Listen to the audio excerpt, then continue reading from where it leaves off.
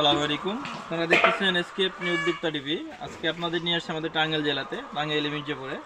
এখানে আমাদের একটা বায়োগ্যাস প্ল্যান্টের কাজ চলতেছে, চলমান দেখতেছেন। তো এই কাজটা হচ্ছে মুরগির বিষ্ঠা থেকে। পাশে দেখতেছেন আমাদের মুরগির খামার, এখানে লেয়ার মুরগির খামার আছে। এই লেয়ার মুরগির যে বিষ্ঠাগুলো আছে এখান থেকে কিন্তু এই বায়োগ্যাস প্ল্যান্টটা করা হচ্ছে। এই বায়োগ্যাসটা প্ল্যান্টটা করার অন্যতম উদ্দেশ্য হচ্ছে এটা একটা বসতি, ঘনবসতি এলাকা বা হচ্ছে আশেপাশে অনেক বাড়িঘর আছে। ফলে দেখা যাচ্ছে এখানে যে লেয়ার মুরগির যে বিষটাগুলো হয় এখান থেকে কিন্তু দুর্গন্ধ ছড়াচ্ছে, আশেপাশের মানুষের কষ্ট হচ্ছে এবং হচ্ছে আপনার দেখা যাচ্ছে দুর্গন্ধর কারণে পরিবেশও নষ্ট হচ্ছে। আর দ্বিতীয় বিষয় হচ্ছে এইদিকে দেখেন, এই যে এদিকে দেখেন, এদিকে কিন্তু এই মুরগির বিষটাগুলো কিন্তু এখানে আসে।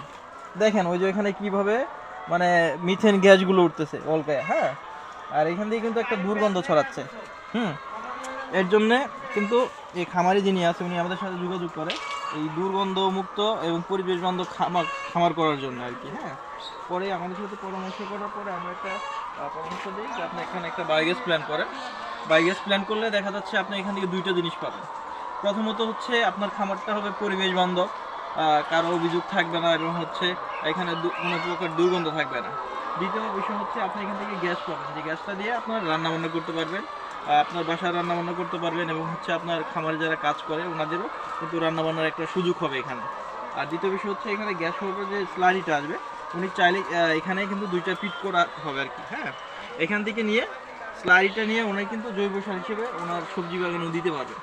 তো যাই হোক দর্শক, আপনাদের যাদের লেয়ার খামার আছে এবং হচ্ছে গরু আছে, 3 থেকে 4টা গরু যাদের আছে তারাও কিন্তু একটা বায়োগ্যাস প্ল্যান করতে পারেন।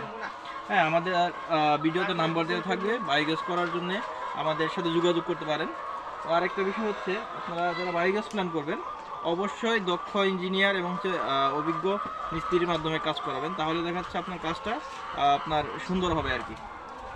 দর্শক, এখানে আমরা ইনলেট পাইপ দুইটা উঠাইছি, কারণ হচ্ছে ভদ্রলোকের গরু আছে এবং হচ্ছে লেয়ার মুরগি আছে। এই জন্য হচ্ছে উনি চাইলে গরুর গোবর দিয়েও চালাইতে পারবে এবং হচ্ছে লেয়ার মুরগির বিষটা দিয়েও চালাইতে পারবে, ঠিক আছে। তো আপনারা যারা বায়োগ্যাস প্ল্যান করবেন আমাদের সাথে যোগাযোগ করবেন। আজকের মতো এখান থেকে বিদায় নিচ্ছি। আসসালামু আলাইকুম রহমতুল্লাহ।